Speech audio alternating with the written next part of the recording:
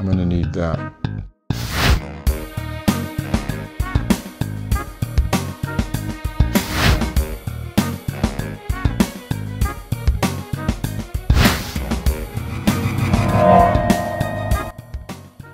YoYoWorldRecords.com. It'll list all the rules and it'll show the records and some videos of some people setting some of the records.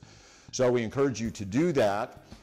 This episode, we're not going to have a guest because we've got a lot to cover, but next episode we will have a guest, and I'll wait and tell you who that is, but it's somebody real special. I want to congratulate Nick, who is a non-thrower who has won the last 2 pop quizzes. He's won like over $500 worth of yo-yos and collectibles and memorabilia. So I know Nick is probably out there watching, trying to make it 3 in a row. So tonight we are going to be talking about novelty yo-yos, and there are a bunch of novelty yo-yos out there. Some of them are just outright weird and bizarre. Others are just interesting things to have. Some of them are very expensive. It's a great subject. Everybody that collects yo-yos should have a few novelty yo-yos in their back pocket to show the press when they're out demonstrating. But what we're going to start off with first is we're going to get right into our prize package because we've got a huge one for tonight. So let's head on over to our prize package. So tonight's show is covering novelty yo-yos, and in our prize package for tonight you'll see a scattering of different novelty type yo-yos. Novelty yo-yos are generally non-traditional yo-yos, like sports ball shaped, maybe a food item, may have a hologram or a flicker light up, or it may just have an unusual novelty function. Now, not all of these are obviously novelty yo-yos, but we've got a few scattered in here. We've got a Lucky's Collector's Guide to 20th Century Yo-Yos and a nice non-responsive Doc Lucky yo-yo, Zombie Cause Dictionary with a Doc Ruger yo-yo to go along with it. Here's a couple of novelty yo-yos, the baseball yo-yos. There's a Duncan. I threw in a couple of baseball cards from 1968, 1967 that were in my collection as a kid. Can't tell who the rookie cards were, but that's a Joe Nutsall. And Joe Nutsall was famous in baseball for one thing. Anybody want to comment? Tell me why he was famous. I'll come back to this in a second. We've also got a Franklin baseball yo-yo there, though. That's kind of rare on the package. That's quite a few years old. Usually those sell loose for about $5–10 each, but in a package, pretty rare. So this is an interesting little find in the prize package. This is an Alex Garcia trading card, Duncan trading card. This is several years old. Alex Garcia, AKA Warp Speed, was a 2-time national champion. He was the first freestyle national champion, which has given him some renown. And he was actually fairly famous in Japan back in the yo-yo craze in the 90s. So this is a nice little signed card of Alex Garcia. I don't know how many of them are out there. So the answer to what Joe Nutsall was famous for is he was the youngest player in the National Baseball League at age 15. Here's some more stuff. There's a novelty Easter egg, 2004 World Championship yo-yo. Kind of hard to come by now since it's so old. Threw in some interesting cards here. Those are some stickers. And then Yo MTV Raps, back when MTV actually played music. Here's a nice novelty yo-yo, the video. This is Higby. These sell for usually around $20–25 now on eBay. Rice Krispies yo-yo, we've all seen that for sale on eBay. They still sell $6, $7, $8. The next yo-yo, this is one of the weird ones. This Yobonic Push the Limit, this is a condom yo-yo. And to go along with the condom yo-yo, we have the executive yo-yo right off to the right of that, which has its little naughty bits covered. We won't be sending that if you're 18 and under. I don't want to get in trouble with anybody, but this is from the 70s, and it's a pretty benign photo. You see this in Cosmopolitan magazine with more skin than that now. Here is a glow yo-yo, and this is an important piece. This is the very first Duncan glow yo-yo. It's the Sunrise Flambeau glow yo-yo. It was made in 1969. It was only made for about a year. It switched to a different version, the Distant Star version, which first had orange and then shifted to red color in '72. But these are very rare on package. You can see the Distant Star yo-yo on that similar packaging, but it's unusual to see this particular one. So these sell probably $25, $30 or more on eBay if they ever come up. We've got the Firestorm Omega yo-yo from 1999. They usually go for about 10. There's a pencil yo-yo, again a novelty yo-yo. Those sell for $10, $15, $20 on eBay. Supercord, Duncan Supercord, a fairly rare pack. Usually they go for about 10 bucks. Not super rare, but the WFs, those all go for $5, $6 each. Then we've got the Hummingbird Ho-Yo-Gram. This is a nice novelty yo-yo. These usually sell in the $15 to $25 range. The Big D Superstar Yo-Yo and the Big D Trickster, those also sell in the $15 to $30 range. Nice little Duncan trick book from the 50s. And here we've got a complete set of the Fiend magazines. These sell 10, 12 bucks each on eBay, but I've seen the first issue go as high as $45. We threw in a sticker and a patch from the North American Yo-Yo Tour, which was associated with Fiend. So that's a really good prize package for tonight. I'm looking forward to our pop quiz at the end of the show to see who is going to win that. I see Nick is out there ready to go. I know John Mitchell is out there. So we got some people really looking at that prize package. Just want to remind everybody that Yo-Yo Talk is about everything about yo-yos. It can be tournaments, world records, collecting, history, whatever. It's just a place to get together and talk about yo-yos. So I want to remind everybody to join our group and take part in the discussions and make comments so we can grow this and maybe start the next yo-yo craze. So now I want to talk about novelty yo-yos. And novelty yo-yos are a type, if you will, of collectible that is a subcategory in yo-yo collecting. I collect all time. I'm an indiscriminate collector. I'll collect anything that's a yo-yo. But some people like to specialize in certain type of yo-yos, and this is a great thing to specialize in if you like the weird and the bizarre. Now, a novelty yo-yo can be many things. It can be a glow yo-yo, a light-up yo-yo. It can be a yo-yo that has, weird shapes. It can be shaped like something odd, like here's a clock yo-yo that is, you can see it will function as a yo-yo. Here's a Coca-Cola bottle that's smashed down into a yo-yo. You've seen the cap yo-yos. There's some weird ones like that. Here's another really weird one. And I wonder if you can guess what this is, because this is interesting.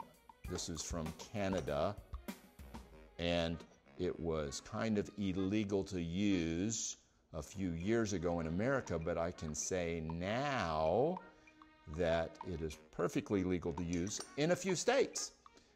This one was made to grind up your medical marijuana. So anyway, here's a sponge yo-yo, not the contraceptive type of sponge, but actually this can serve as a contraceptive. If you play it a lot in your house and knock over a few lights, I guarantee you that it works for about a week very well for contraception. This is a drink mixing yo-yo. This is one of my favorites. The press always likes to see this. You mix your cocktail drinks in this yo-yo. It unscrews and you pour the drink in, and that works quite well.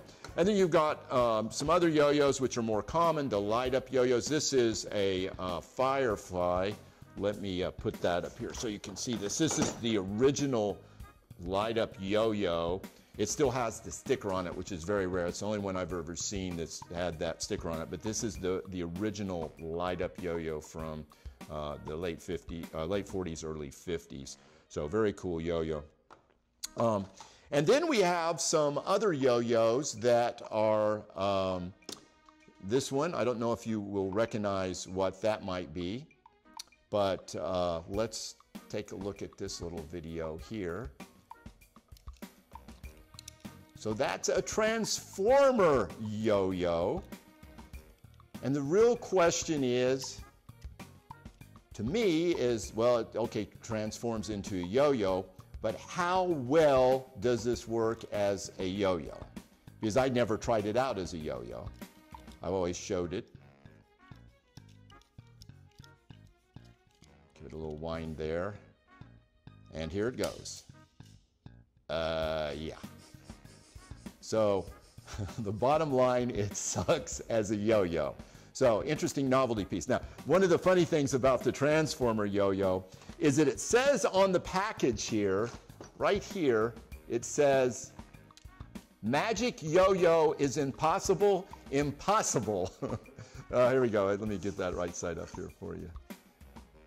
Magic yo-yo is impossible, impossible. I think something was lost in translation there from Taiwan where it was made to here. But anyway, it is impossible to use as a functional yo-yo.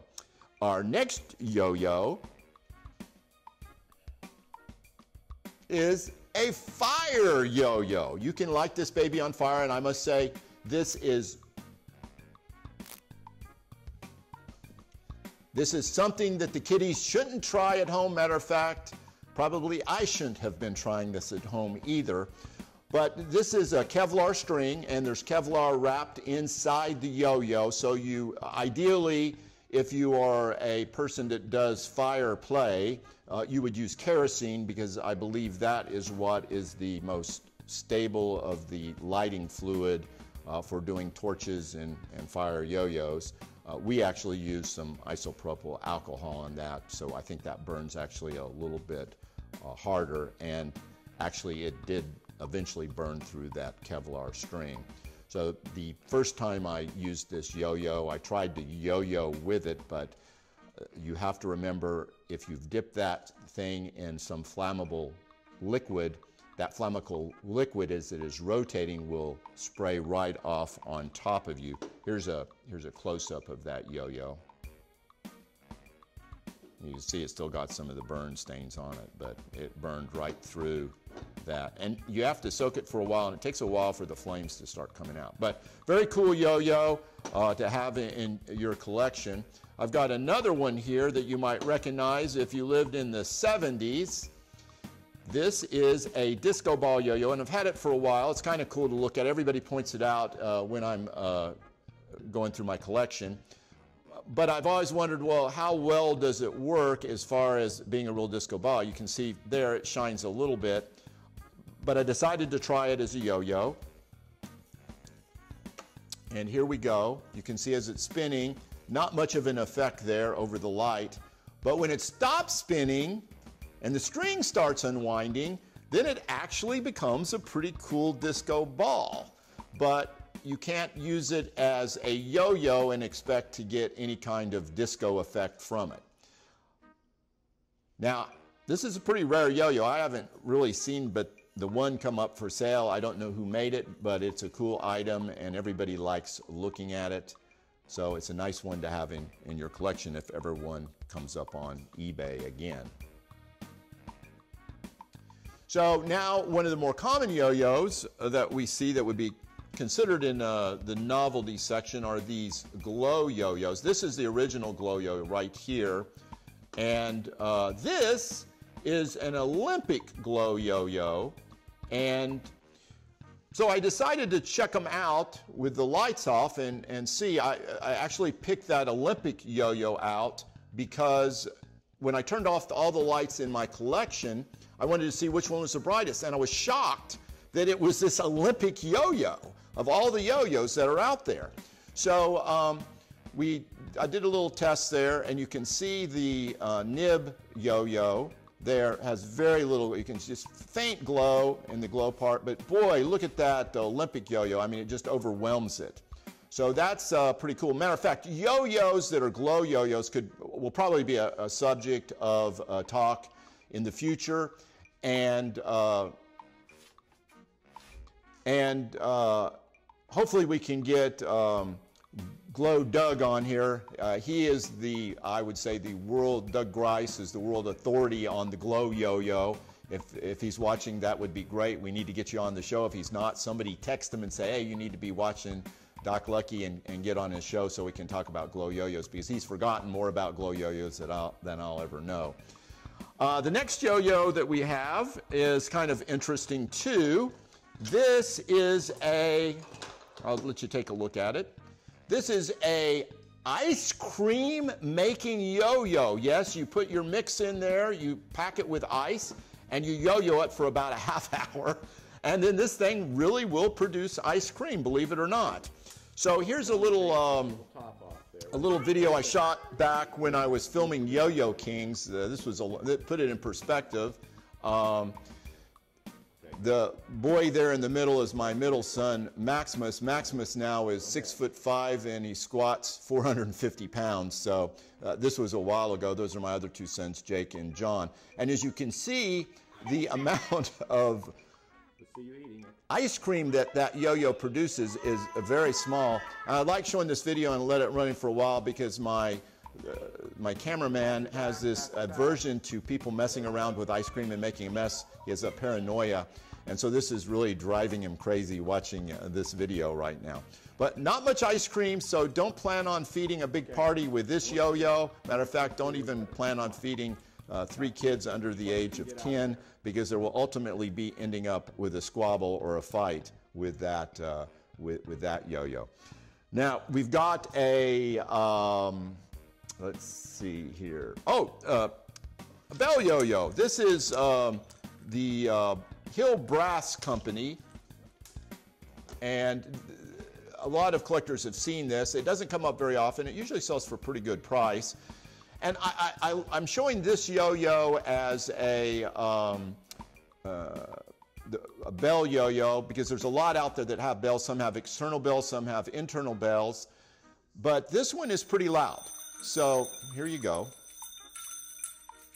You can hear the ring is a pretty good ring associated with that bell. But that's about all it does.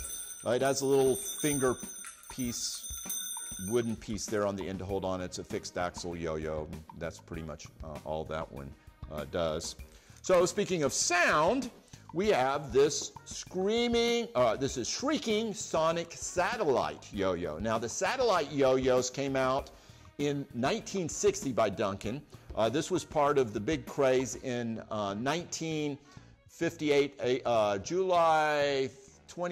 January 28th, and I know that was the Explorer 1, and the reason I know that was because my father is in the history books because he was the meteorologist on the Explorer 1 to do the launch.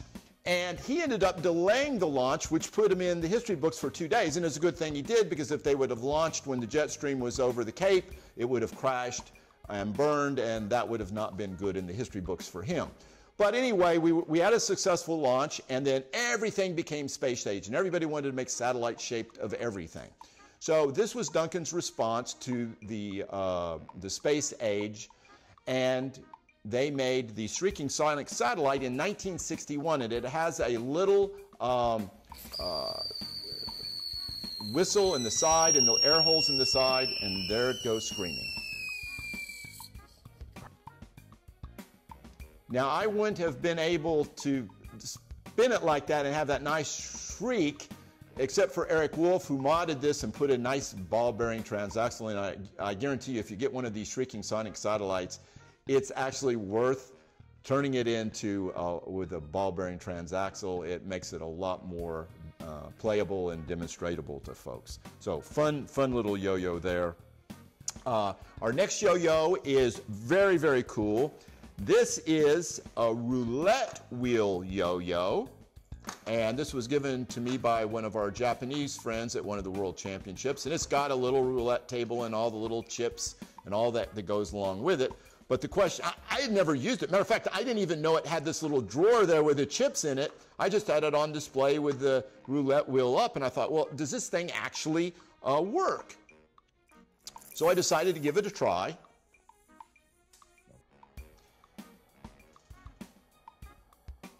And the interesting thing about roulette is one period of time we were in Vegas for a water polo tournament. I had my boys there at the hotel with us, and we were going by the roulette tables, and they said, play the roulette table, play the roulette table. And I said, no, you know, this is, you're never going to win on the roulette table. And they said, oh, play, please play.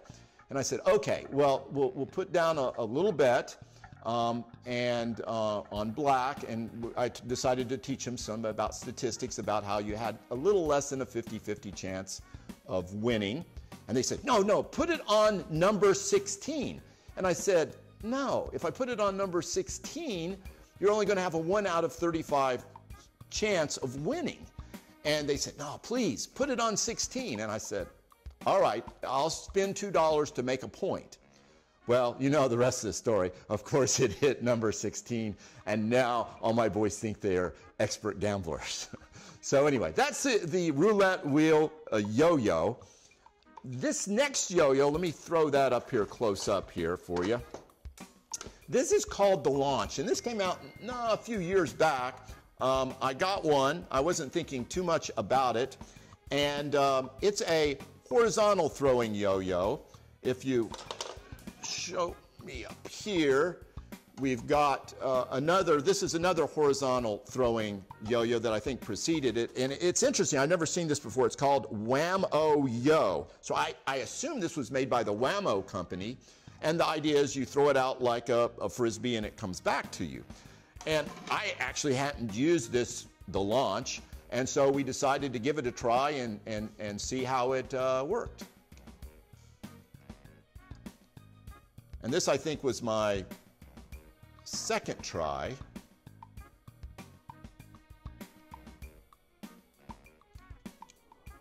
And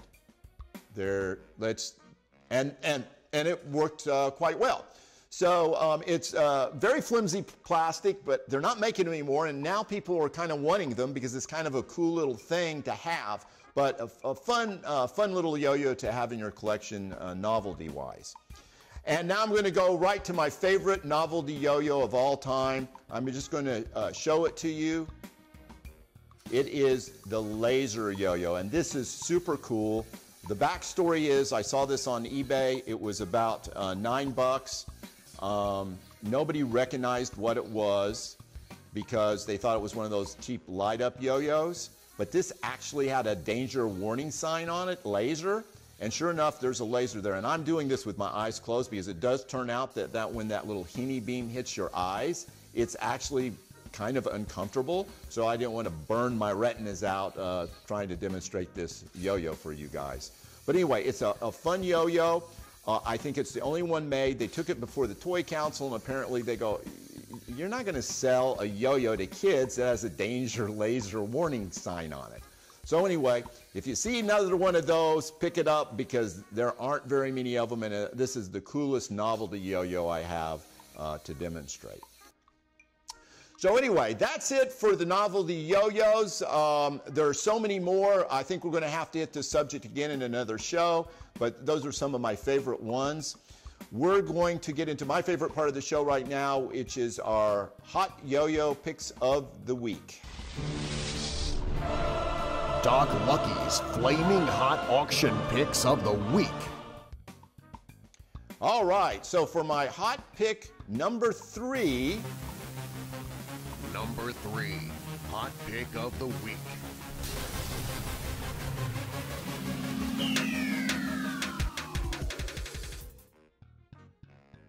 This is a union wadding or festival yo-yo, some of us know. It's the Disney set. This is what I call the second series. The first series, the yo-yos were kind of centered on their face, where they're kind of a profile picture here.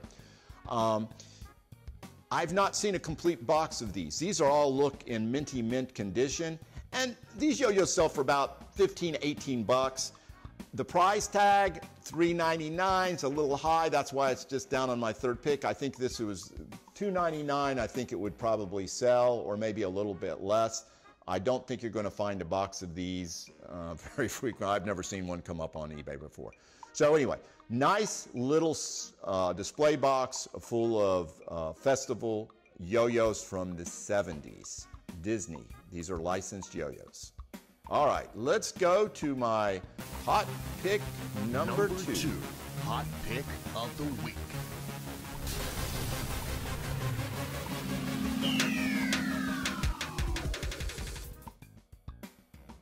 Oh, another Disney yo-yo here. This is a Mickey Mouse Club yo-yo.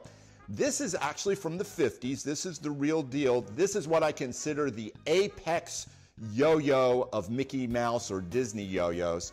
This is made by the Admiral Yo-Yo Company, which had the license to make yo-yos for Disney in like 57 and 58. They made really just two.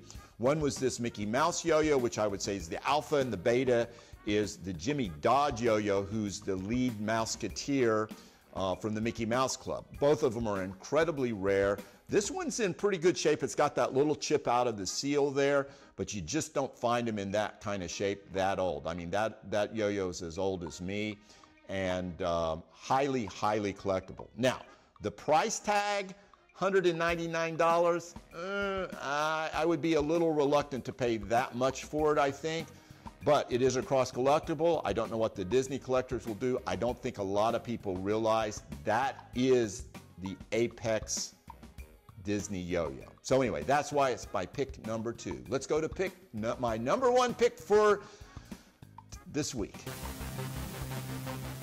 Number one, hot pick of the week.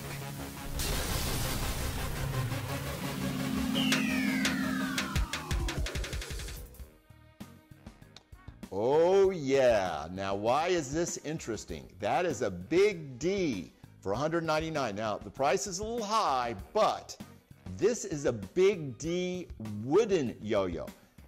Dell Yo-Yo Plastic Company, and I emphasize the word plastic there, made a series of plastic yo-yos. It's interesting because Dell was one of the companies that was involved in the lawsuit with Duncan over the trademark yo-yo. They eventually, I think, quit making yo-yos, but they named theirs yo-yos without having the license. And on their packaging anyway, they called them yo-yos, which caused the lawsuit. They were also involved with Royal. But this is a wooden yo-yo, and it's the only one I've ever seen that was a big D. So this really makes it stand out. I'd take pause at the $199 price. If it was more like in the lower $100 range, I think this would be a real find. Let me show you just up close here one more thing since we're talking about Dell. So this is the plastic version of what we just saw. That was the wood. And this is a Dell Big D Butterfly. And in that lawsuit over the trademark Duncan, they were also arguing over Butterfly.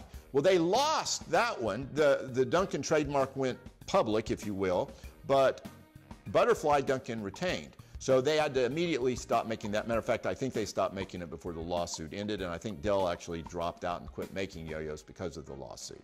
So anyway, little interesting history there, but that's why the Dell wooden yo-yo is my number one pick for the week. So now we're going to get into my Scorching Score of the week. Mr. Bandalore's Scorching Score of the week.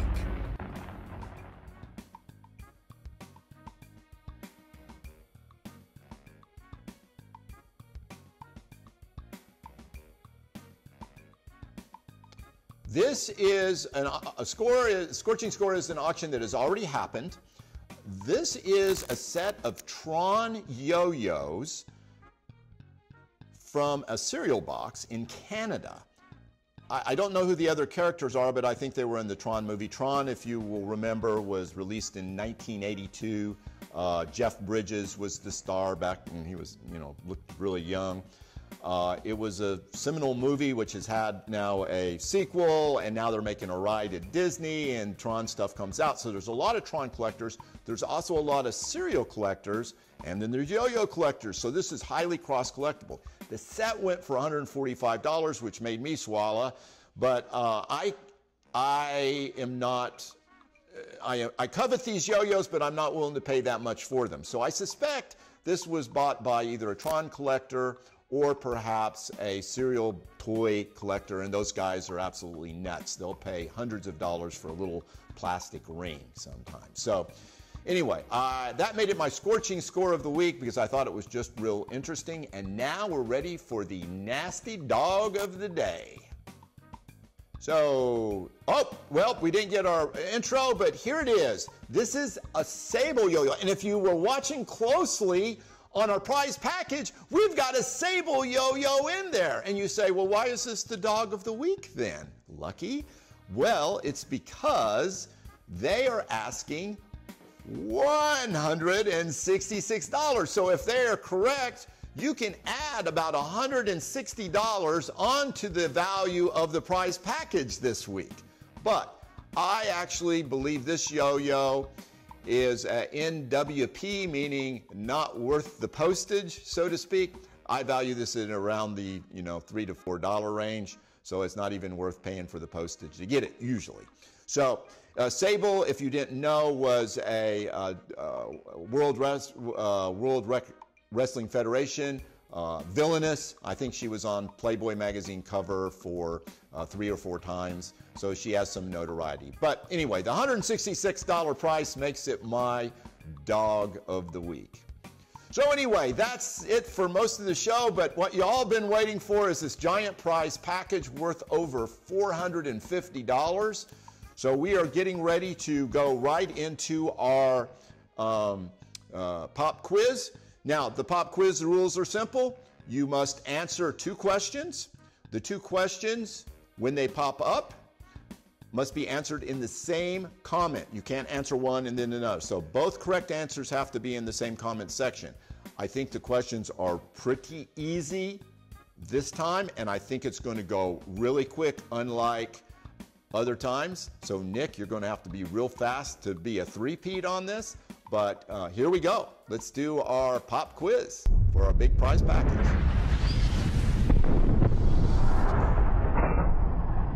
Doc Lucky's Pop Quiz. 1 shot, 1 champion.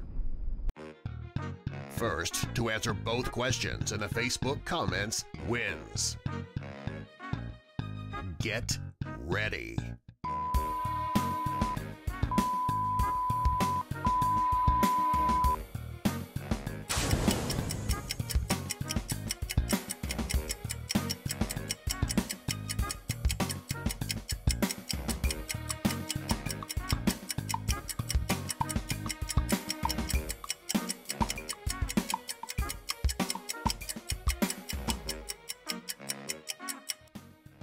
All right, we got a winner.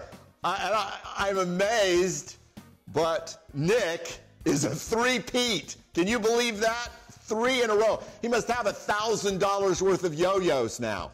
He's going to have a better collection than me if he keeps at this rate.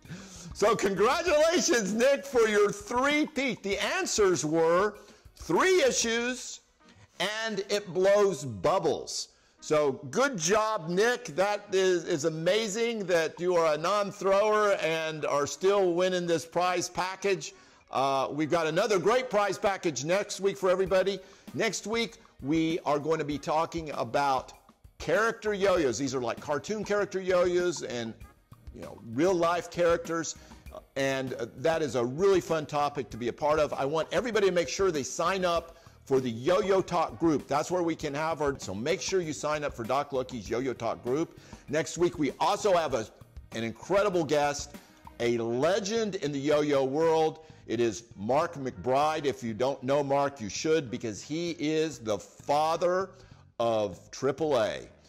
AAA yo-yo play would not exist without Mark McBride. He is also the author of the Yonomicron. If you're a serious player, you have a Yonomicron on your bookshelf, and we'll be talking about who knows what, but he is an interesting guy. He's been there. He's one of the shakers and movers of the modern yo-yo movement. So we're going to be happy to have Mark as a guest next week, so don't miss it. Big prize package. We'll be talking about cartoon character yo-yos, and we'll have superstar legend Mark McBride on the show.